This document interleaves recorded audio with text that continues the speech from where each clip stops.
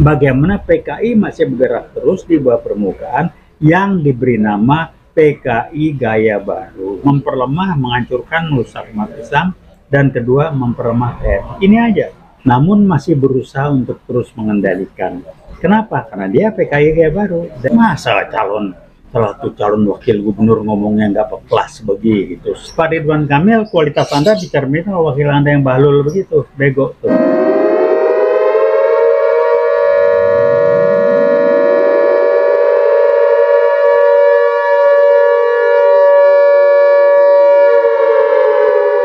Assalamualaikum warahmatullahi wabarakatuh. Kali ini kami akan membahas tentang PKI Gaya Baru. Di sebelah saya ada senior kami, Bapak Taufik Bahudin dan Ibu Inanda Murni. Ada istilah PKI Gaya Baru. Apa perbedaannya, Pak? Di tahun 1948 dan 65 dan sekarang PKI Gaya Baru. Mungkin Gen Z sekarang ini nggak paham nih, Pak. Ya, terima kasih. Jadi pertanyaan pertama, kenapa banyak yang nggak paham? Memang sengaja dibuat tidak paham. Supaya orang lupa dengan sejarah, dihilangkan dari sejarah, bahwa PKI itu yang kita sedang sibuk melawan Belanda, setelah kemerdekaan 45, tahun 48, dia berontak tahun 48. Mau menjadikan republik sendiri yang orientasi ke negara komunis, waktu itu ke Rusia. Jadi sudah kejadian. Nggak berhasil. Tetapi tidak dilarang PKI ini, maka muncul lagi tahun 65. Dan dia mendapat support dari Bung Karno waktu itu dalam konsep Nasakomnya. Karenanya ya dia berkembang terus berusaha. Coba lagi berontak, gagal lagi, baru dilarang oleh Pak Harto, PKI dan sebagainya. Jadi itu yang kejadian. Nah, namanya ideologis komunis itu. Dilarang, tapi dia bawa permukaan, dia bergerak terus. Karenanya riset rekan saya ini ada nih ya, hasil paparan risetnya yang dipaparkan bulan November, ada 19 November 2015, 2 kali dipaparkan di Gedung Kartika Chandra. Jadi seminggu saat tanggal 19, kemudian berapa hari kemudian di di KBHM UI terbatas. Yang risetnya itu dia buat ambil S3 waktu itu, sangat jelas menggambarkan bagaimana PKI masih bergerak terus di bawah permukaan yang diberi nama PKI Gaya Baru. Pertanyaannya, kenapa jadi PKI Gaya Baru? Karena bukan kayak PKI yang zaman dulu yang secara fisik kelihatan, kan dia di bawah permukaan dan dia tidak tampil sebagai saya PKI. Istilahnya apa, beda utama, dia tidak sibuk menampilkan diri, tidak sibuk merekrut anggota tapi tambah banyak, tapi yang dilakukan adalah dia bergerak di bawah tanah, di bawah permukaan, dan dia tampil ke permukaan bukan PKI-nya tetapi hasil kerjanya yang memecah belah umat Islam, satu lagi memperlemah TNI. Dia bisa pakai tangan-tangan orang lain, misalkan ada Pangdam atau Kapolda yang sibuk dengan baliho pokoknya musuh umat Islam, karena sasarannya dua, memperlemah, menghancurkan, merusak umat Islam, dan kedua memperlemah TNI. Ini aja, siapapun yang melakukan, kalau sasarannya dua ke sana ya PKI Gaya Baru. Dan orang yang digunakan tidak harus orang yang PKI, tidak harus PKI, tapi orang yang dipapari dan tindakan perilaku baik pada umumnya pejabat ya ataupun bukan pejabat, tindakan perilaku itu sesuai atau sejalan dan untuk mendukung kepentingan PKI. Yang disebut PKI Gaya Baru apa? Tadi mecah belah umat Islam, memperlemah TNI Polri segala macam. Tapi yang paling jelas mecah belah umat Islam. Adu domba, ini cek.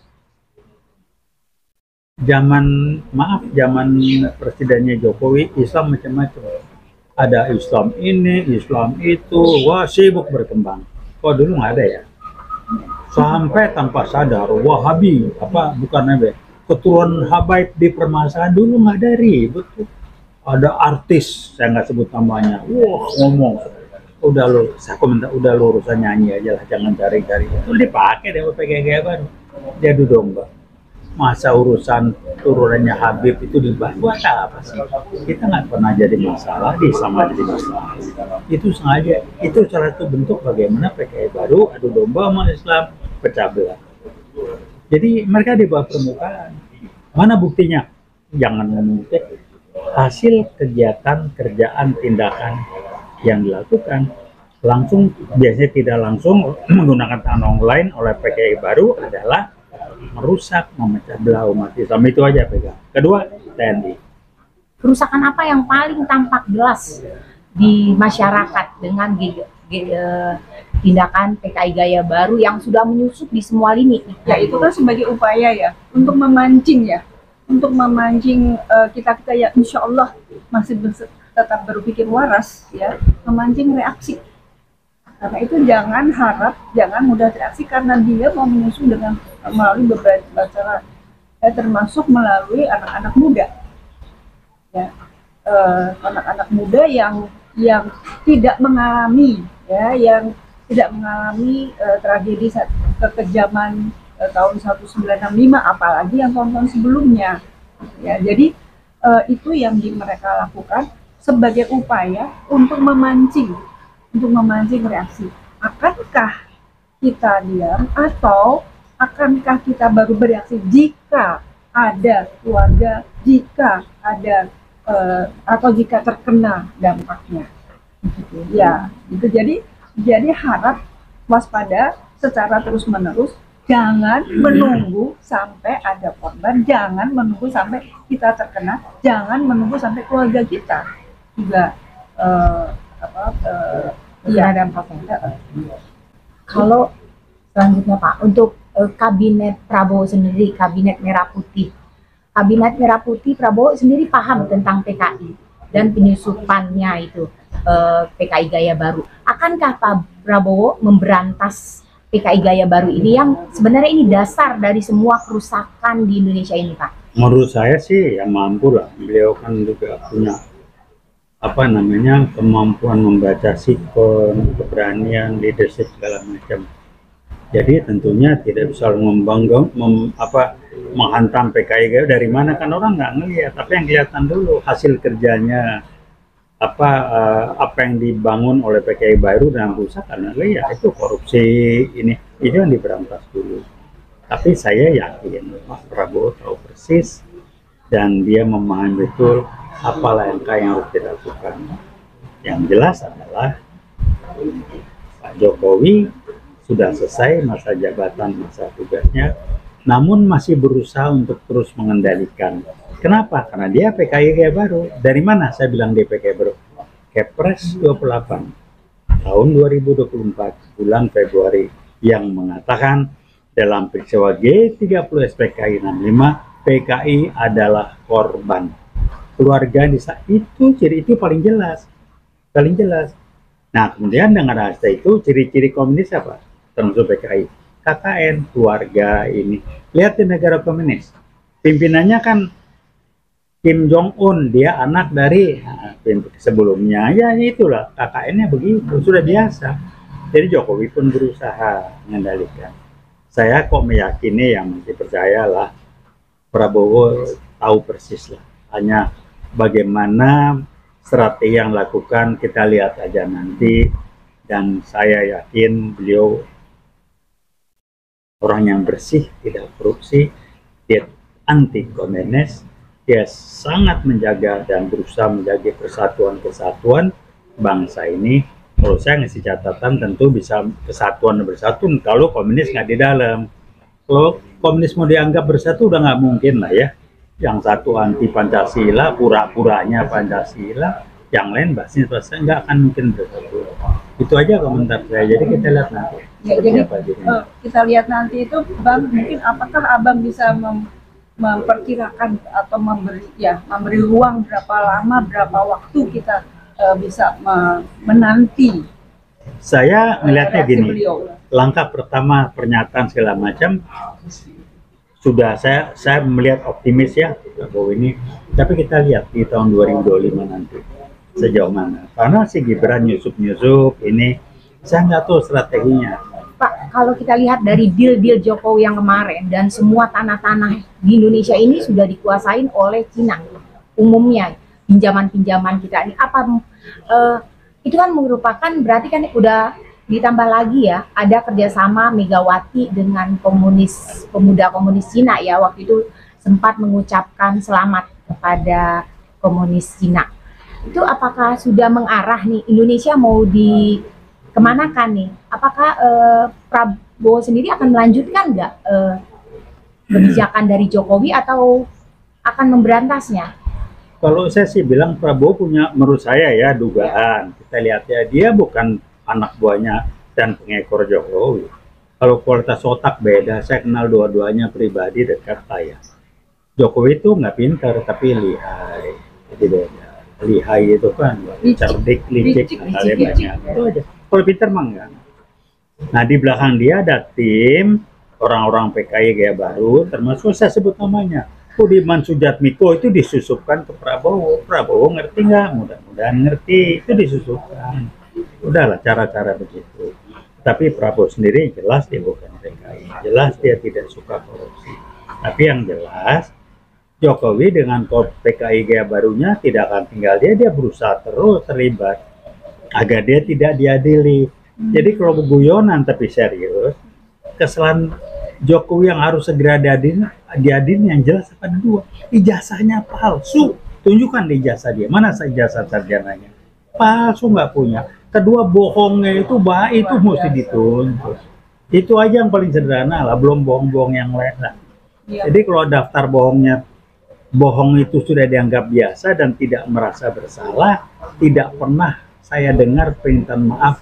Kalau saya mohon maaf bahwa saya pernah berbohong gini-gini, nggak ada. Maaf ya Pak, saya minta maaf kalau saya ada kesalahan. Kesalahan itu mau minta maaf basa-basi.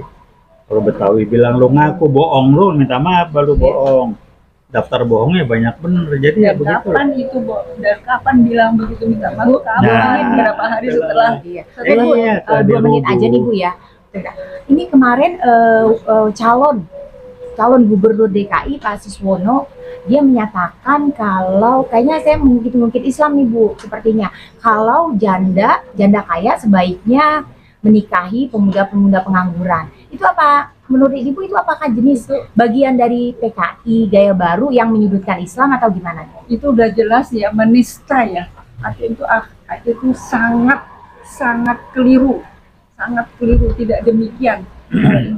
Junjungan kita Nabi Muhammad SAW tidak demikian. Jadi itu sangat menista.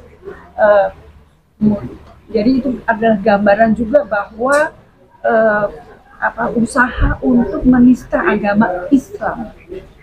Ya, jadi tapi setelah kita bereaksi, setelah netizen bereaksi, baru akan akhir beberapa hari ini ada upaya untuk minta maaf ya. Karena itu balik lagi, kita yang harus waspada, kita tidak diam, kita tidak menunggu sampai keluarga kita atau kita sendiri terkena dampak dari upaya untuk membuat cemas, untuk membuat merecehkan, untuk menekan. Ini tidak menunggu. Pak, terakhir nih Pak, sebagai penutup, apa yang UI Watch akan lakukan? Karena kan gerakan PKI Gaya Baru ini sudah menguasai Pak. Apa sih yang bisa kita lakukan nih? UI Watch akan membuat apa nih yang bisa untuk kemajuan Indonesia ini? Jadi begini, yang UI bisa lakukan lewat podcast, kita memberitahukan publik, mengedukasi masyarakat, menyamakan pemahaman apa sih sumber masalah yang kita sebut yang tadi itu PKI, apa dasarnya kita jelaskan. Yang kedua, mereka bermain bahwa mereka tidak langsung yang PKI-nya yang ngomong, tapi lewat ke tangan orang lain. Itu kan jenaka, siapa Suwondo, salah satu cagup, wakil cagup itu, saya gampang, itu orang otaknya didengkul, suruh ketemu kita sini, debat terbuka, gua cuci dia. Masa salah satu calon wakil gubernur ngomongnya nggak kelas begitu. Lu ngurusin begituan, wakil gubernur, wakil pemimpin calon itu ngomongnya yang konseptual buat membangun DKI yang bermutu. Bro, Suwondo jangan begitulah, bikin malu aja lu. Udah gitu minta maaf, tes the water. Itu disusupin PKI Gaya Baru. Kalau kita ribut, mohon maaf. Omongan lu kagak bermutu, kita pusing sama orang gini ngomong kasar. Iwat manggil, pantang kita debat terbuka di publik. Ketemu kita di sini, kita cuci dia. Akan ketahuan nanti otaknya dan nggak malu. Dengan kemampuan berpikir begitu bisa jadi cawagup. Wagubnya siapa? Cawagup, calon. Ya udah sejamalah. Jadi Ridwan Kamil mestinya malu Anda punya wakil kayak begitu. Waduh. Jadi itulah kualitas Anda. Kualitas calon gubernur adalah dicerminkan dengan kualitas wakil calon gubernur. Jadi maaf Pak Ridwan Kamil, kualitas Anda dicerminkan oleh wakil Anda yang bahlul begitu, bego tuh. Jadi udahlah, ya silakan pilih. Kalau Anda mau pilih yang bego begitu, silakanlah. Masa calon wakil gubernur ngomongnya begituan? Konsep buat Jakarta apa? Alah, saya bilang Suwondo ketemu kita sini, kita cuci nih sama Uli. Saya tantang Anda, berani ngomong. Ya, demikianlah Pak. Baik pemirsa, bincang-bincang kita hari ini, semoga bincang-bincang kita hari ini dapat mencerahkan pemirsa mengenai PKI Gaya Baru sekarang ini. Assalamualaikum warahmatullahi wabarakatuh. Veritas Veritas Probitas Justitia.